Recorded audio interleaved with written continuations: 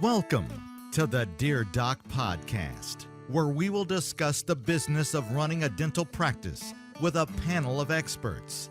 Now, your host, Dr. Christopher Hoffpower.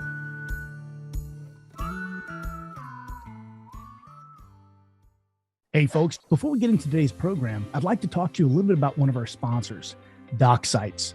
DocSites provides affordable and effective websites for dentists with no long-term contracts, transparent pricing, and great customer service starting at only $59 per month. They also provide optional online marketing packages to help you increase your online visibility. For special offers, including up to 25% off of your website setup, text podcast to 818-489-9823. Again, that's 818-489-9823. Now, this is a limited time offer, so text now and lock in your savings. Or you can visit docsites.com/TBOD for more information.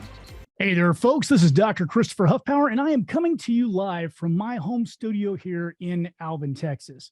We had a couple of little issues earlier on, and we're going to restart this stream now. So let me start off by saying, welcome to the podcast, Scott Leune. How are you doing? Yeah, I'm doing great. Thanks for having me. It's been a little while since we've connected, so I'm excited to do this. It has been. You brought us to a neat little restaurant over there whenever we went and visited you last time. It was a great, fun visit. So, folks, today we're gonna talk to Scott about his path to success. For those of you who don't know Scott Leune, I know you've heard of Breakaway seminars. Breakaway Practice seminars were amazing in shaping the way that I ran my practice, and hundreds of other dentists that I know personally who went to them and found great value in it. Now, Scott, I have to tell you that I've already told you this before, but I'm going to come out publicly and say it. I'm a bit of a fanboy. I followed you whenever I was in dental school, and I was reading all these horrible comments people were saying you were lying and this and that and the other about how well your practice was producing.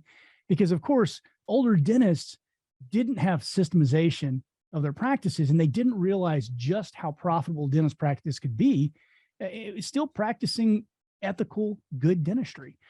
So we're going to talk a little bit about your path from your beginning as a dental student all the way to where you are now. So if you don't mind, go ahead and introduce yourself as if you need introduction. Yeah, sure. Yeah, Scott Leune. So I graduated from dental school in 2005. I did not practice very long as a dentist because I suffered a back injury that actually broke my back in 4 different places. And that caused me to have to be in and out of a wheelchair for the first 11 years of my career. And since then I've had back surgery, a lot of, kind of risky surgery 5 or 6 years ago, and I'm good now. But that early kind of moment of breaking my back caused me to have to pivot my career into the business side of dentistry, more so than the clinical side of dentistry. And down that path, I've gotten to experience building and selling practices multiple times over. I've started other companies like marketing companies and IT and call center companies and buying groups. And today, all of my kind of entrepreneurial ventures have culminated into an organization that helps over 20,000 dentists a year manage aspects of their practice. And what I do day to day is I teach people all of those incredibly important lessons I learned on how to make practices incredibly successful. And I teach them through seminars. And I also coach personally, one-on-one, a small group of highly entrepreneurial dentists. Well, I think that's a really great place to start. Let's talk about your first practice, getting out, the numbers you were hitting, the successes you were having there that a lot of people in the dental world at the time just thought you were just full of it. I remember those horrible attacks, but you came out in the end and it was proof in the pudding. So talk to us about that first practice. Yeah, that first practice, I opened it from scratch right out of school. We were seeing 350 to 400 patients every month. And very difficult to do that because at that volume, everything breaks. How you answer the phones break, how you present finances, how you deal with insurance, how you schedule. That kind of volume caused us very early on to be, I guess looking back, I could say to be innovative in finding better ways to do things. So we were still giving those new patient adults 90-minute appointments when they came in for the first time. And by month 6, I had an associate dentist because I'd already broken my back. By month 12, I had 3 associate dentists. By year 3 or 4, we had 3 locations, seeing 700 new patients a month, doing about 8 or 9 million. And I sold those 3 practices early on in 2009, I believe. But those first 3 or 4 years of my career were incredibly challenging. I'm in this race car of a business model, trying to hold on, trying to figure out how to drive at the same time it's going 100 miles an hour. And it was a great early kind of innovative phase of my career to give me just enough information to try something bigger, but not enough information to be successful at something bigger. So the second phase of my career happened because of the first. And it's in the second phase that I got a lot of failures and I started understanding the truths behind the business side of dentistry, not just the big business side, but down to the nitty gritty of like, what should you say on the phone? What should your payment options be? How do you get more case acceptance or reappointment? Or how do you get hygienists to produce 2,600 a day? Those types of things I learned in the second phase of my career. Yeah, it always makes me laugh every time you tell this story. You gloss over all the hard work to get to 400 patients per month. A lot of dentists would call that success just right there. If I remember correctly, one of the earliest things I ever read that you wrote, the phrase popped out at me: I like to serve the underserved PPO market. And everyone just kind of laughed at that. I don't think they understood what you meant by that. Can you elucidate that a little bit? Yeah. Now, granted, 2005 is different than 2022, right? But in 2005, we were at the height of the dental economy. So dentists have never made more money per year take-home pay than they did in 2005. That's when we had extreme makeover hitting, we had care credit going, we had, all these institutes teaching us how to do, full mouth cases, and the PPO mom with a middle income, or you could say kind of the upper blue collar tier, or the lower white collar till that middle class was really underserved at the time when it came to patient experience and financial options. And so looking back, we were one of the first practices that combined this formula that said, we are going to have an amazing patient experience that you would expect in a high-end office, but cater it to the lower market of PPO patients. And we are going to market incredibly well to attract those people and then retain them. And this is something that was all theoretical in my mind because I just graduated dental school. I mean, I barely knew how to cut a crown, but I had studied business a lot on my own leading up to that point. And I just felt like there was this gap at the time. And I was right. And that's part luck, part timing, part hard work.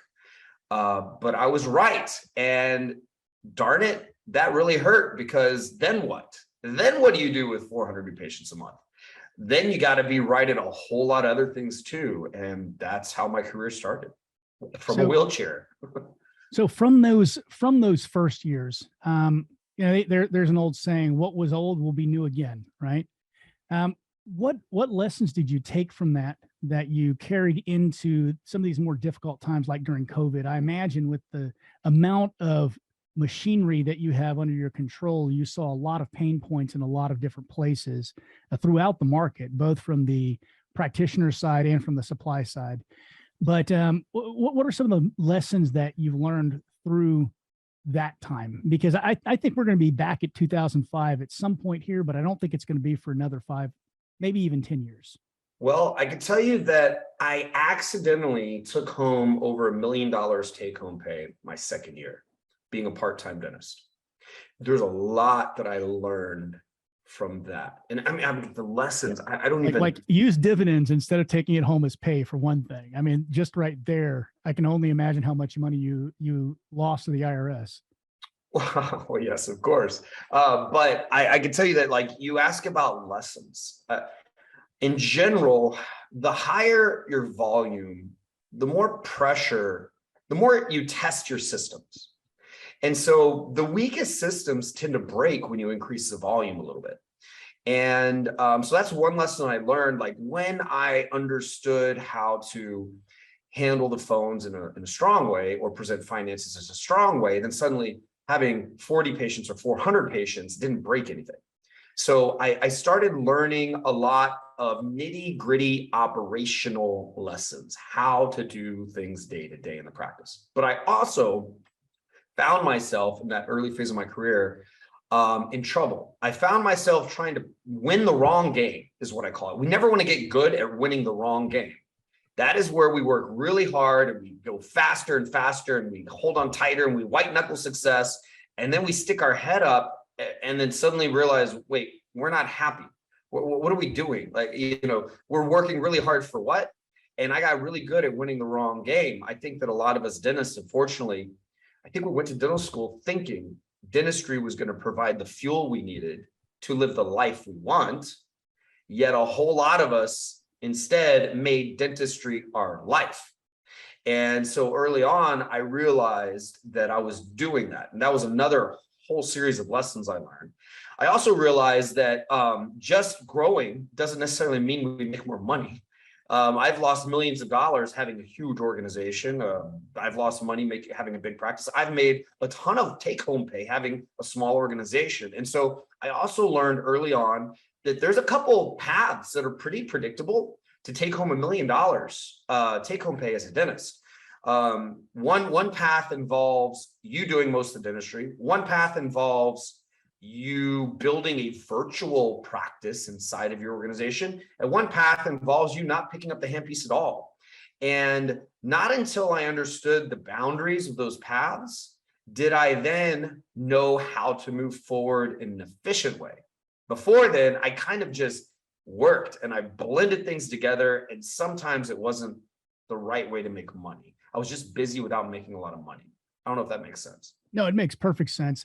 And we're going to get to those three paths in a couple of seconds. And then I really want to dive deep into what you guys teach and this wonderful deal that you're offering our members and what they can learn from that. And, a little bit more about that, that summit. But first, you mentioned playing games and playing the wrong game. There's a game called Conway Soldiers. It was invented in 1961, and mathematicians have struggled to solve it for years. And what it is basically it's a checkers jumping game. The object is to get beyond 4 levels, and no one has been able to solve it without breaking the rules of the game and changing the game itself.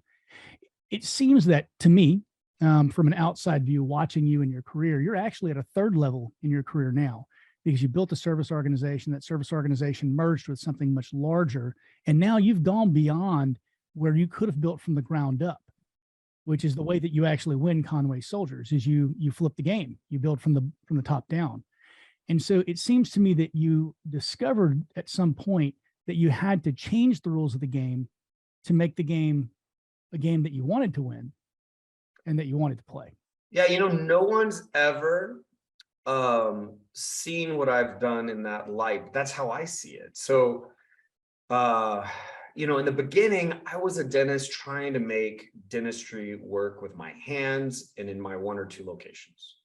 Then I became an owner of these assets we call dental practices, where I'm having to kind of have success in lots of locations without my hands doing it. That's kind of a second phase. Then I became a provider of support to other owners. So now I'm a business to business model where not only, do I have to create success in locations without my hands, but now I'm having to create success in locations without my control, right? And then I recognize that there's some backwards parts of dentistry that we've all accepted, and we are in the middle of completely disrupting and turning inside out certain aspects of dentistry that from the outside looking in is a whole crazy new way of solving a problem. But to us, it's the right way that no one ever saw because of because of the lenses they were looking through. Kind of like what Uber did to taxi, right? So now that's the phase I'm in. And it's interesting to look at that as different levels. I've had to reinvent who I personally am every time I reach kind of a new level in my career. Which is a very challenging, humbling thing, actually. Well, I imagine. So we talked about 3 models and 3 paths forward. Cover those really quickly. And then I'd really like to spend some time on what you guys teach and some of the other services that you guys have branched out into. I mean, now you guys do equipment manufacture, you do SaaS, there's a whole lot going on there. In fact, I think you guys even offer platform as a service now too.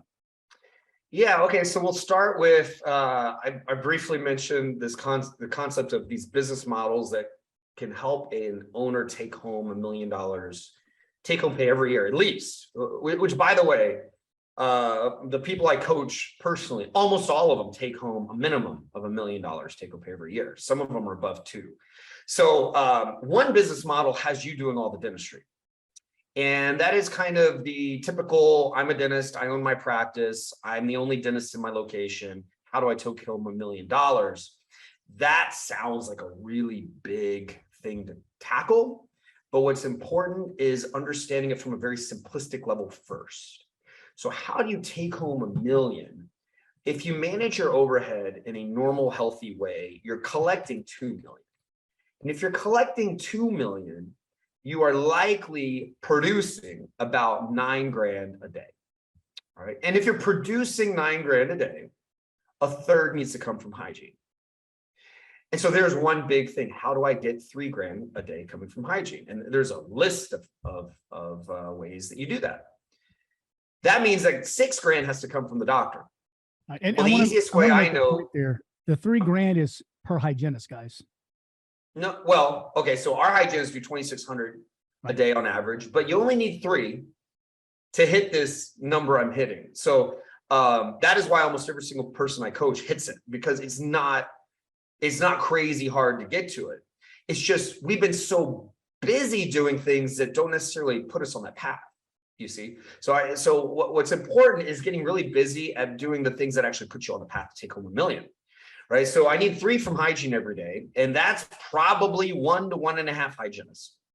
And then I need 6 from the doctor. And how do I get from the owner doctor? How do I get 6 from the owner doctor? The easiest way is to get a lazy day of 2,000 a day and be able to land one $4,000 case a day.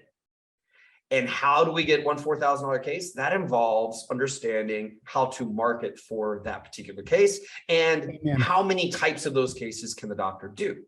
And so obviously, the better we market, or the more types of those cases they can do, the easier it is to land one a day. And now if I'm the dentist doing $2,000 a day in production with my own 2 hands, which is easy, and then I land one $4,000 case, let's say it's ortho, that's easy. And then I've got hygiene doing $3,000 a day, which is 1 or 1.5 hygienists. That's easy. Suddenly my $2 million collection practice, taking home $1 million every year, from the outside looking in, looks easy. And our startups on average do 1.9 million by year 3, where the doctors are almost at $1 million take home pay. That's our average. So this model we call the breakaway model starts with the startup getting to that point. Then it gets an existing practice to that point, and then we grow from there. And that is the first way to take home $1 million, is to build this kind of simple practice that is highly profitable in very specific ways. And that's the common way people, when they come to our courses, learn how to take home $1 million, or what they go do. That's model 1, right? Model 2 is what I accidentally did in the beginning, and until I recognized what it was, and then we went and taught it and repeated it. And excuse me, that is building a virtual practice. So, so what I did, I had 3 associates at one point, and I practiced dentistry 1 day a week. My 3 associates, without my dentistry, with just their dentistry, were able to pay all the bills of the practice and have profit left over for me. So without working, I made a little bit of money, but now add my 1 day a week, and it happened to be in my situation, ortho. I did about 1.1 million in ortho, working 1 day a week, 1.1 million in ortho starts. And because all my bills were paid for by my associate's dentistry and had some profit left over, my ortho practice had practically 0% overhead. And so when I did 1.1 million, I took home nearly all of that on top of the profit from the associate's dentistry. And now, I can take home $1 million take home pay doing ortho, doing very little ortho compared to what an orthodontist has to do to take home $1 million take home pay when they're paying for an entire practice, entire marketing plan, entire team. All of that got paid for by my associate's dentistry. That's a model that we help a lot of periodontists get into, where they own multiple practices with associates, and they run a very part-time perio practice, taking home over $1 million take home pay. And they're not handcuffed to a recall schedule. They can take off whenever they want. And so that is kind of the second path. And if we understand that that's our vision, then our decisions become very focused and clean to get us there. We're not distracted sometimes by the loud stuff that other dentists are distracted by. Does that make sense? I would say intentional. I've always found that those who are most intentional always win. Yeah, it's difficult because as an entrepreneur, many of our brains are built to look at every shiny object and think in a positive way. They all represent more success we can have. And so we go and try to touch them all. And the opposite of an entrepreneur's mindset might be an operator's mindset that wants very little change. They want to hit their incremental improvement every month, every quarter, every year. They want everything super stable and boring and the same. And where I found the most money to be made is a blend of the two, where we go chase a couple really shiny objects with the mindset of a very disciplined operator. Yep. And that is something that's been very difficult for me and for a lot of the people I coach to get good at, because we have to change how we think in order to do that. Sounds like there's a little bit of a Gerber in that. Yeah. Well, and okay, so I also didn't, I forgot to tell you the third way to take home $1 million is to not be the person picking up any hand pieces, to own an organization that has $1 million of EBITDA or cash flow or profit. And to do that, you need about 5 to 6 million in collections. And you'll run maybe a 20% margin. And to get 5 to 6% million in collections, you probably need about 6 normal, regular, associate dentists with hygiene to go along with that. We're not talking about anything good, super productive, or nothing like just normal, regular. You need about 6. And you as an operator are having to operate across multiple locations with multiple dentists, and there's going to be regular turnover of staff, including dentists, and you need to have a way of managing that to the point where you predictably every year take home $1 million off of having 6 associates. That's a whole nother set of business skills and know-how. But what's interesting with these 3 ways of doing it is the first way is kind of where you can start. And once you take home $1 million the first way, you can transition to the second way as you pull your time out and add associates. And now you're taking home $1 million with a virtual practice. And then you transition to taking your time completely out and not practicing at all if that's what you want, and having all associates. And now you're still taking home $1 million. But what you've done over time is you've increased the size of your organization and probably the valuation, and you've decreased your time. And you as a CEO have had to change. You've had to change from being the actual only operator to the one that does not do any industry and has to scale themselves across multiple locations. Hey guys, this is Doc Huffpower, founder of the Business of Dentistry and host of the Dear Doc podcast. Today, I'd like to talk to you a little bit about one of our sponsors. 4G Dental Labs has been a sponsor of the Business of Dentistry for over 2 years now. They're a family-owned business located here in Houston, Texas. They're fast, they're reliable, but best of all, they provide affordable quality. They're just plain, honest, good people. For our TBOD members, for your first 20 crowns, every fifth one will be free. Contact 4G Dental Labs at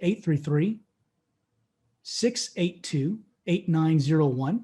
Again, that's 833-682-8901. Or you can mail or even just stop by. Jeff Guidey, the owner, would be glad to see you. Well, let's talk a little bit about what your courses are, what you can teach people, and what this specific course is most focused on.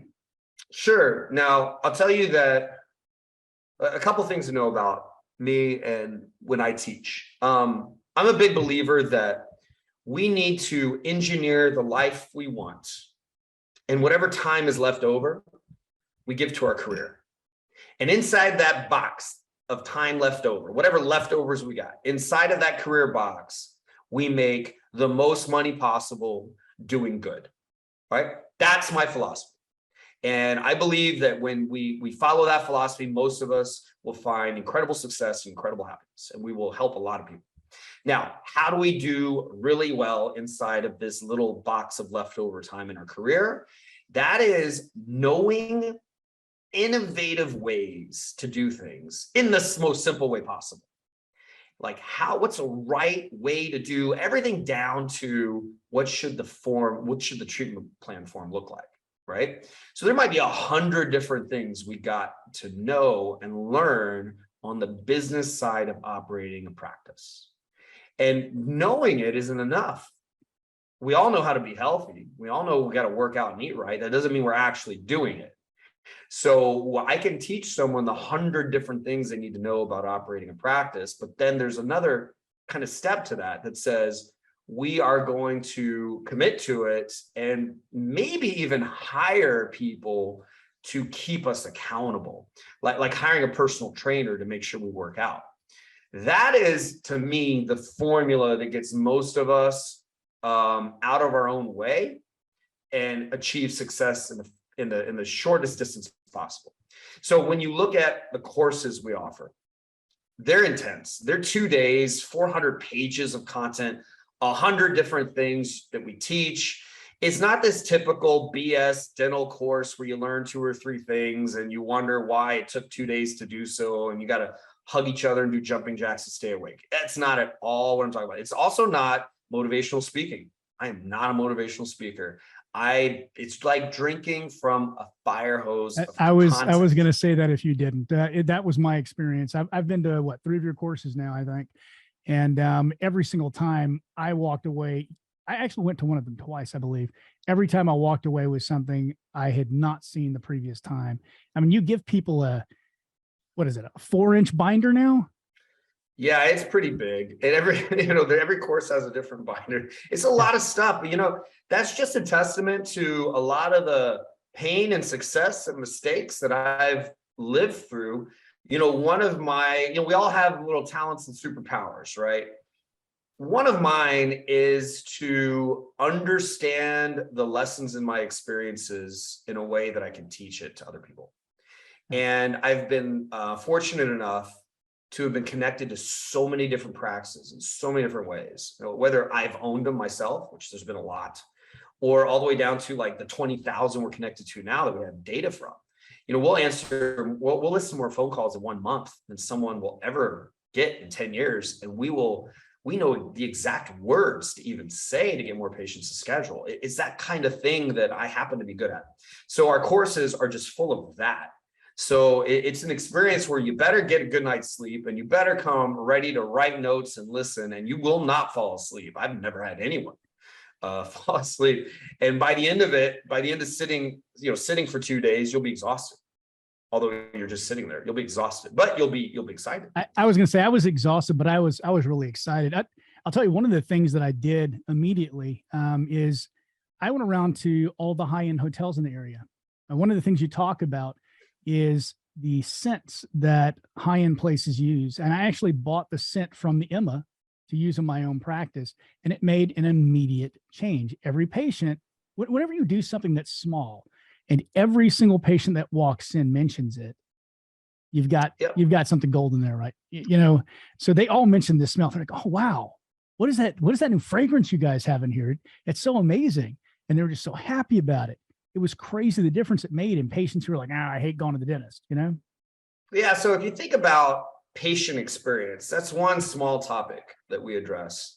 Patient experience is made up of dozens of things, and not any of those individual things alone is a big deal. Right. But when you add 20 cool things together, it creates an amazing experience.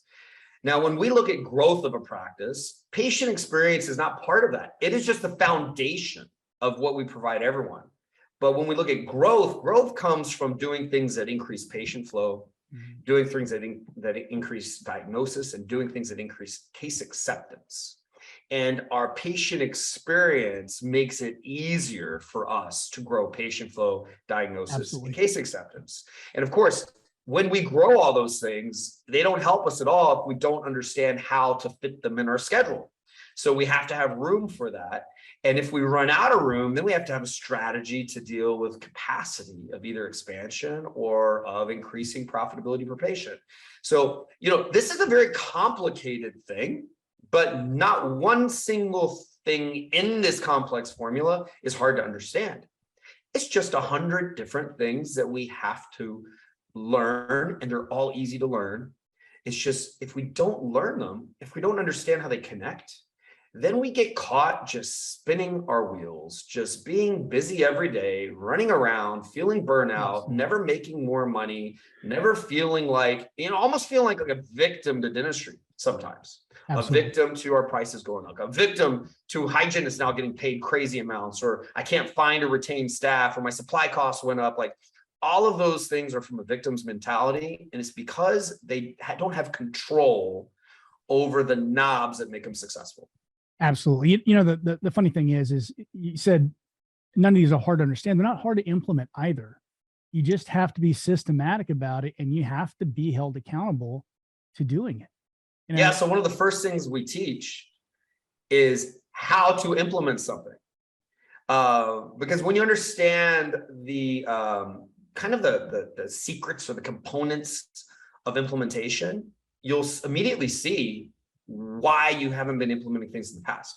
You have to understand how to glue something under your practice before you then understand all the things you want to glue to it. So, we teach how to glue into your practice on the business side, how to implement. Very important, not just business skill, but life skill to have is to how to make sure change sticks. I'm gonna stop you there, because that is actually something I wanted to bring up. Going to your seminars actually helped me in my personal life, which took me by surprise. As we were going through all these things, I'm like, okay, check, I'm doing that, check, I'm doing that, check, I'm doing that. But one of the things that you do talk about, or at least you did in the seminars I went to, is making that time for yourself. And I think it's so important, because we all know it. We always want this work-life balance. I would go so far as to say we want a life-work balance. I mean, we've been putting those in the wrong order. Yeah, maybe my brain is weird, but when I look at success, it comes mostly from things we do. And things we do are easy to put on a sheet of paper. I need to do this, I need to do that. And what enables us to do them is assigning time to it.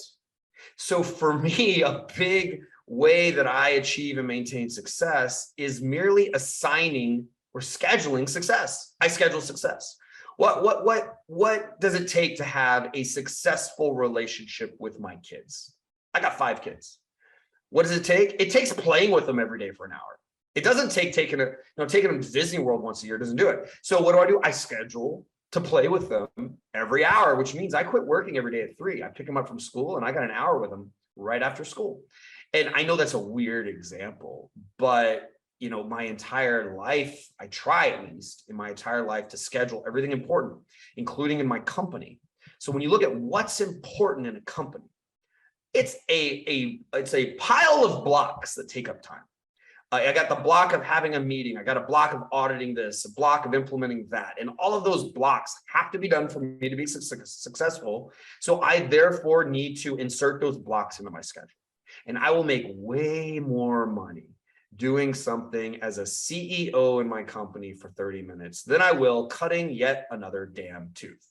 So we can look at life and business and through this lens of, hey, we just need the right habits every day, every week, every month, and we better schedule it in our schedule. Otherwise, we'll probably never do it. And like, for example, I've got 2 date nights a week. Mandatory. My wife wants to stay married with me. She is going to go out with me two nights a week. We're going to get dressed up. We're going to be romantic and sexy and do something fun. And that's what it takes to be married to me. But you know what? I also go out once a week with my friends. If I don't, I slowly erode away my relationships. Right? That I work out every day for 30 minutes and I hate it. That's why I have a personal trainer. I have meals pre-made because otherwise I will eat donuts and everything else I shouldn't eat. And everything is scheduled when it can be. And that's how I'm able to achieve it. And when that happens, I look back and I really don't work that much. Even as a dentist, I didn't work that much. I mean, I just told you I took home $1 million working 1 day a week. I don't work that much because it doesn't take that much time to do the right thing. The problem is we get blinded and distracted by all the loud stuff that isn't important, and it prevents us from doing the silent things that are incredibly important. And we all have that in our life. Like a common thing is families don't have an estate plan or will set up. Okay, it doesn't take very much time to do it. It's not very difficult, but because everything else in life is so loud, they just never get to it. Or they just never get to working out right. They just never get to setting up their retirement plan they always wanted, right? That's how life works. Most of the most important things are silent. So we have to be very deliberate and thoughtful about inserting the silent things into our schedule so that we end up playing the right game. I read somewhere, and I like to attribute everything that I read that I took away. And unfortunately, I can't in this instance. I don't remember where it was.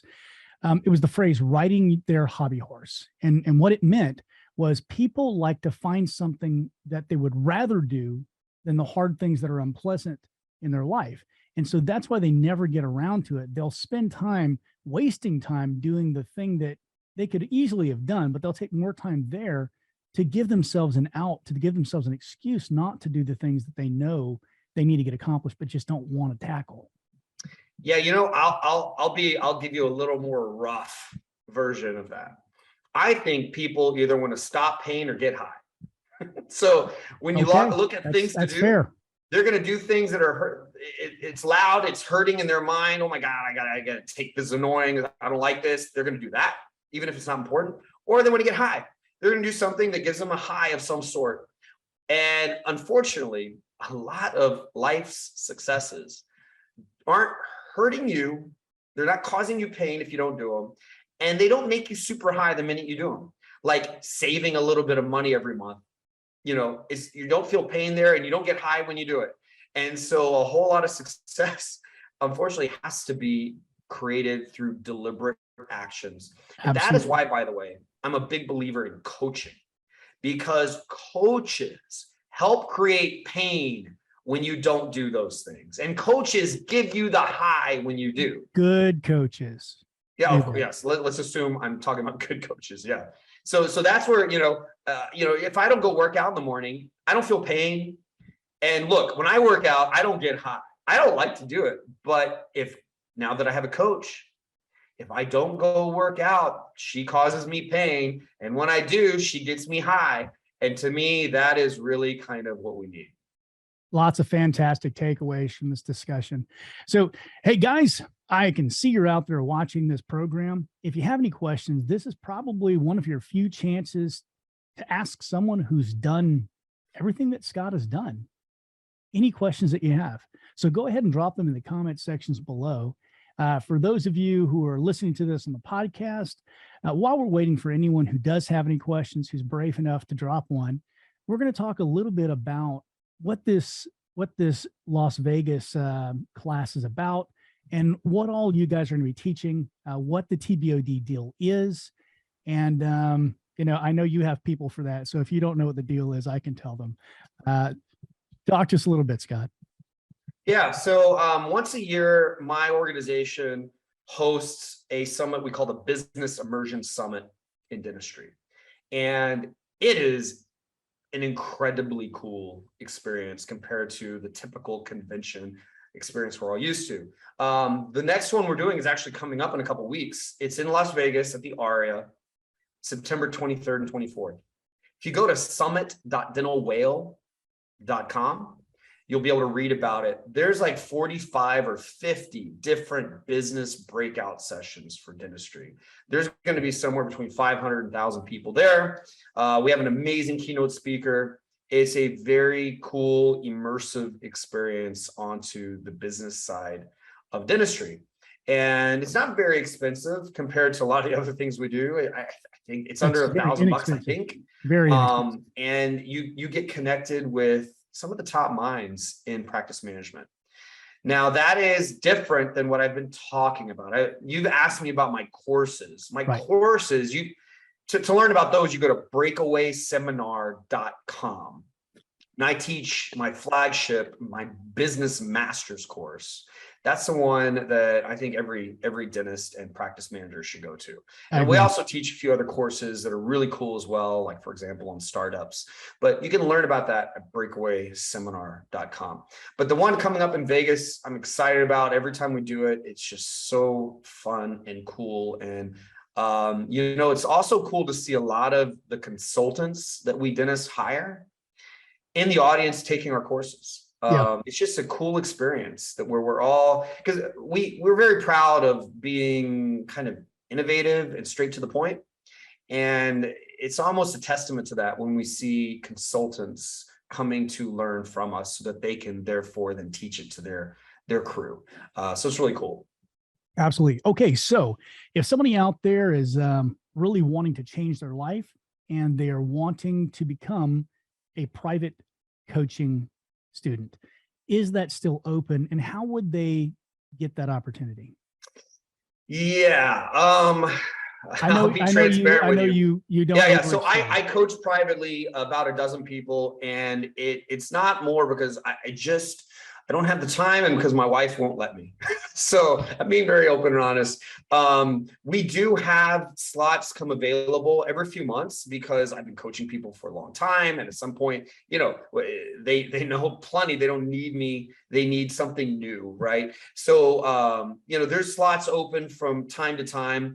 I did actually get an email yesterday that one of our startup coaching clients has decided to buy a practice instead. And so we're going to have coaching slot come available pretty soon. But so if someone wants to learn about it, unfortunately, I don't have some website you go to read about it. It's always kind of full, and people learn about it through our seminars. But if you go to breakawayseminar.com and you can send us a message if you really are interested in being one of my personal clients, it's not even that expensive.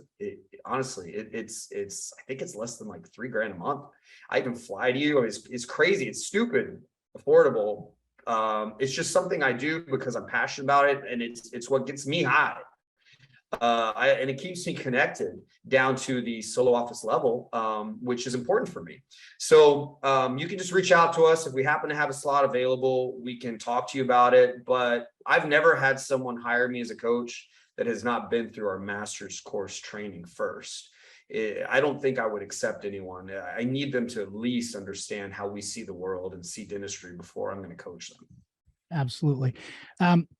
One of our members said, Scott, I just want you to know I love the things that you share in the world of dentistry. You definitely know how to be successful and profitable without losing yourself to managing the business. Awesome. Thank you for saying that. It's nice every now and then to hear something positive coming from someone toward me. So thank you for saying that. Hey, I say nice things about you all the time. I know. I just want to talk to you every morning. You just wake up. I need a little doc. I'll be your inspirational start coach. my day.